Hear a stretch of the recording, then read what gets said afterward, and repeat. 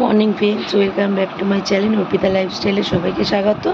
আশা করি তোমরা সবাই ভালো আছো, সুস্থ আছো, আমিও ভালো আছি। আজ হচ্ছে এখন বাজছে 10:30। আজকের ব্লগটা আমি এখন থেকে স্টার্ট করলাম। আজকে আমার বাবানের ইতিহাস পরীক্ষা।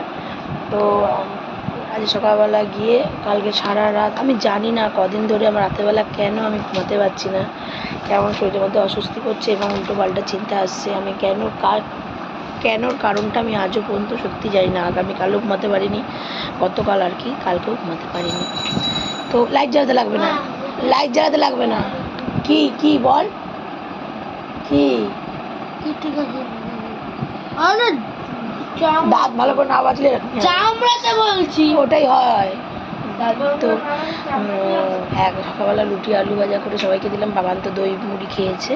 আর এখন আমি বসে আছি, বাবানকে ইতিহাসটা করাচ্ছি। আর ঘরের অবস্থা খুবই খারাপ, আবার এখন এই প্রোডাক্ট আসবে।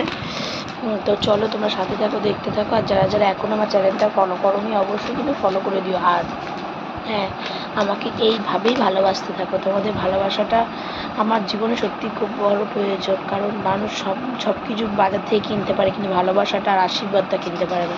তোমাদের আশীর্বাদ ভালোবাসাটা এইভাবেই সময় আমার সাথে রেখো। তো চলো বাবানকে একটু ইতিহাসটা পড়িয়ে দিই, কারণ জীবন ইতিহাস পরীক্ষা, আমি না বসলেও বসবেও না। চলো, বাবানকে পরীক্ষা দিতে নিয়ে গেছিলাম স্কুল সামনে, সিদ্ধখানে দাঁড়িয়েছিলাম।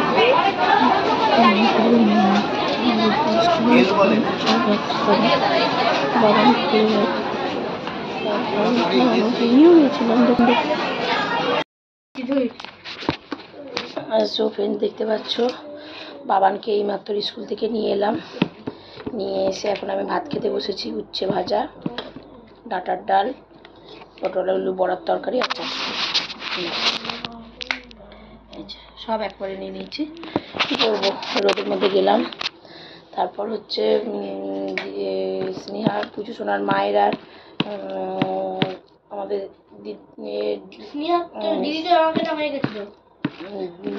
সোনা দিদি স্নেহার মায়ের ওদের শাড়িটা কিনলাম, একটা ছাতা কিনলাম। খুব অসুবিধা হয়।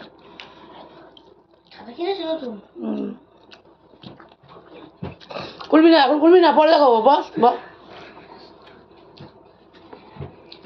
কত নিল? কার সাথে গেছিল? মমিনান্টির সাথে? হ্যাঁ,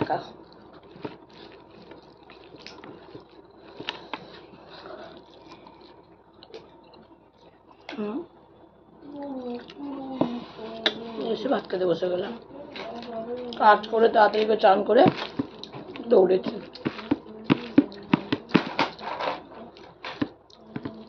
আমার সময় পরীক্ষাটা হয়, হ্যাঁ, যে ভাত খাওয়ারও টাইম পাইনি আজকে।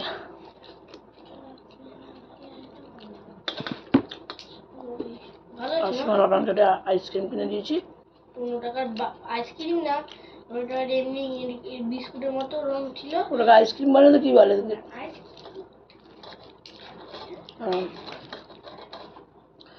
আর পাচ্ছি না, খিদে পেটেছে জন্য আমার সকাল থেকে কিছু খাইনি। আজকে কি হয়েছে দেখালি না? তো চলো খেয়ে নিতে পারছি।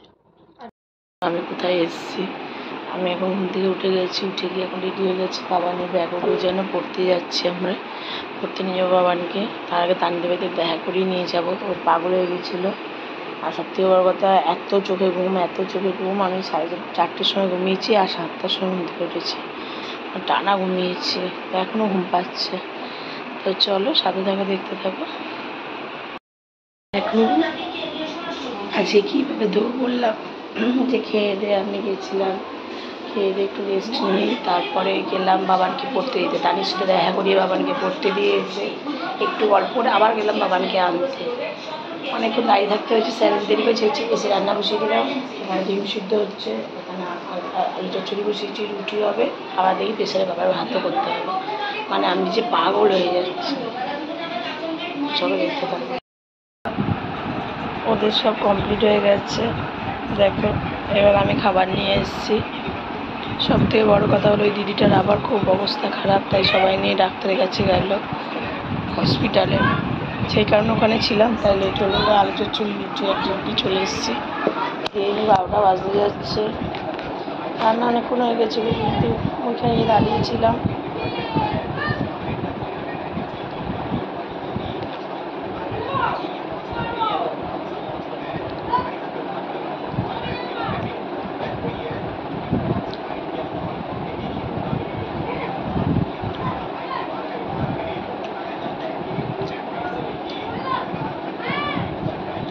চলো খেয়ে নিই। মনটা খারাপ হয়ে যায়, ওখানে কি আজকে অনেকক্ষণ দাঁড়িয়েছিলাম। অ্যাকচুয়ালি আমি দেখতে যাইনি, দেখতে যাইও না, কারণ আমি তো বলেইছি আমি নিতে পারি না। কিন্তু আজকে কেন জানি না গেলাম, জানি না কারণ কেন গেলাম তাও জানি না। তো চলো আজকের মতন ভিডিওটা এইটুকুনি। সবাই ভালো থেকো, সুস্থ থেকো, সাবধানে থেকো। আর কার কার পয়লা বৈশাখে মার্কেটিং হয়েছে অবশ্যই তোমরা কমেন্টের মাধ্যমে জানিও। এই ভিডিওটা ভালো লাগলে লাইক কমেন্ট করো। আর সবাই দেখো, নিজেদের খেয়াল রেখো, ফ্যামিলির খেয়াল রেখো। জানি ভগবান যাকে যতদিন আয়ু দিচ্ছে ততদিন থাকবে, তবুও। তো চলো, টাটা, গুড নাইট। চলো, আর আমাদের শপিংটা কেমন হয়েছে অবশ্যই কমেন্টের মাধ্যমে জানিও।